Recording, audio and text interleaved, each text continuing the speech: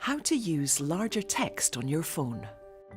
Making the text on screen larger can be useful for anyone who's visually impaired.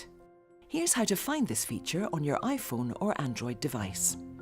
On an iPhone, go to Settings, General and Accessibility. Then select Larger Text.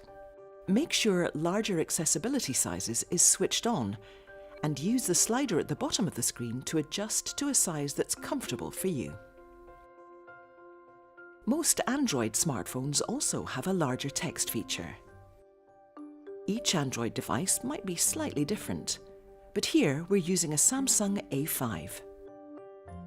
Select Apps, go to Settings and scroll down to Accessibility. Select Vision, then Font Size. Make sure larger font sizes is switched on. Use the slider to increase the text to a size you're comfortable with. Press Done to save changes when you're finished. That's how to activate the larger text feature on your iPhone or Android device.